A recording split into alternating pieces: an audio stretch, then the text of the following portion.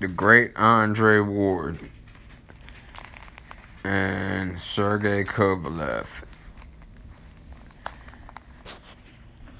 What has Andre Ward done lately that makes people think he can beat Kovalev? I don't know where I rank Andre Ward on my pound for pound list anymore, but my reasons for Kovalev beating Ward, I'm going to start off with the difference in between Kovalev in the first and second Pascal fight. It was a huge difference. Most people just look at it as a brutal beating, but in reality, the small, subtle differences in the first and second fight showed a very complete and different Sergey Kovalev that could have took his opponent out, but instead wanted to punish him. The way he threw the straight jab to the gut, and when Pascal tried to tie him up, Sergey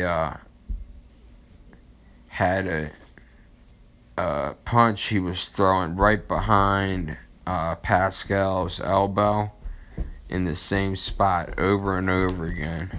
Just a sharp, short punch that deterred Pascal from tying him up for the rest of the fight. Also, it was brilliant the way he went from the body back to the head, back to the body, and so on. Also, I want to talk about the differences between the two trainers. I believe John David Jackson is the best trainer there is in boxing. And just look at the difference of the two trainers. John David Jackson is a great teacher. Look what he did with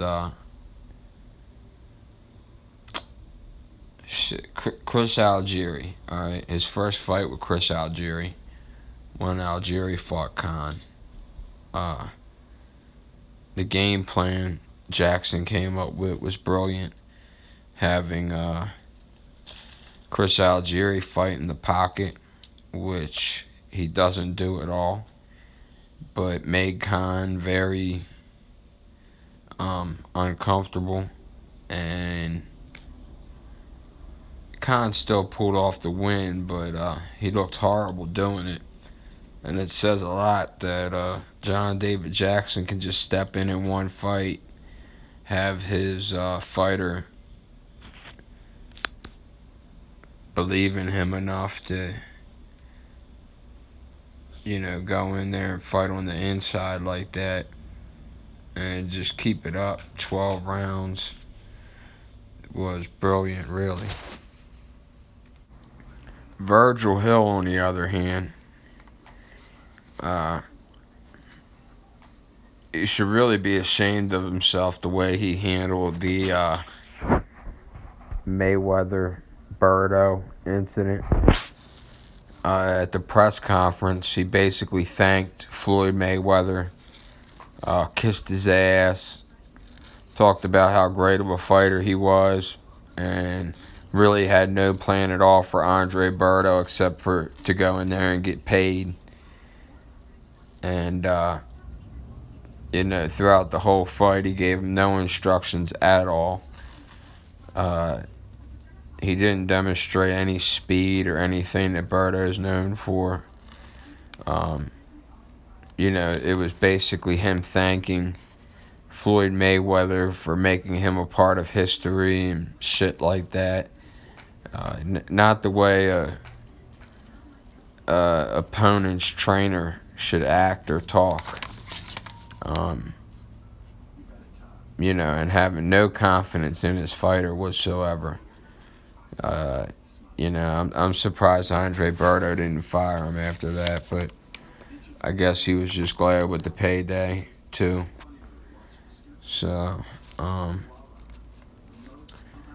but now let's just talk about what Andre Ward has done lately, which isn't much of anything really.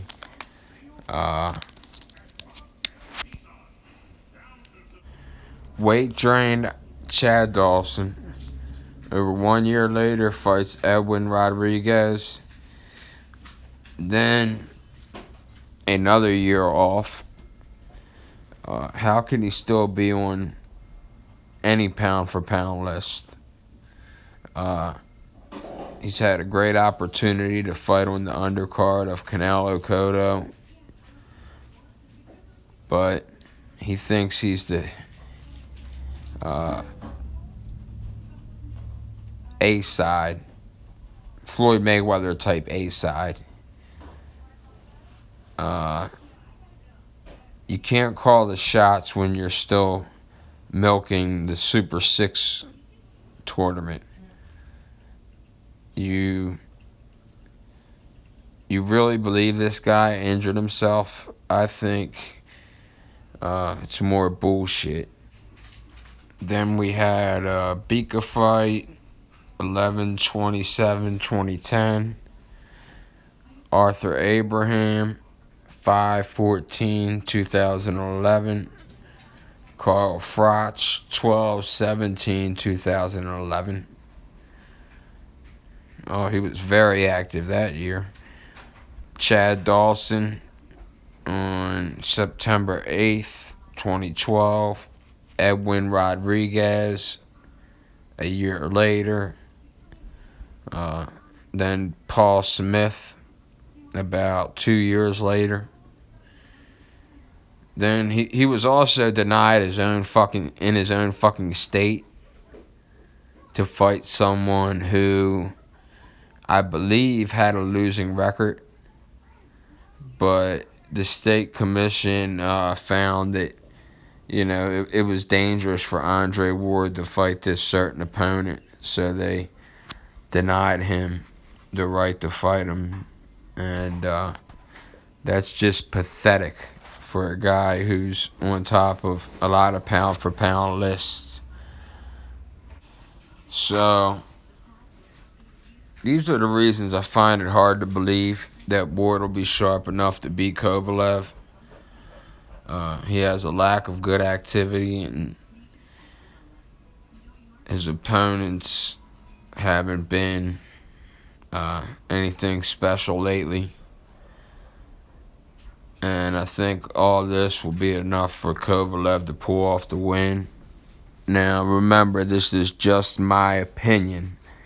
And, if you disagree with it, fine. If you got something nasty to say, I might be fucking your bitch tonight, pussy motherfuckers.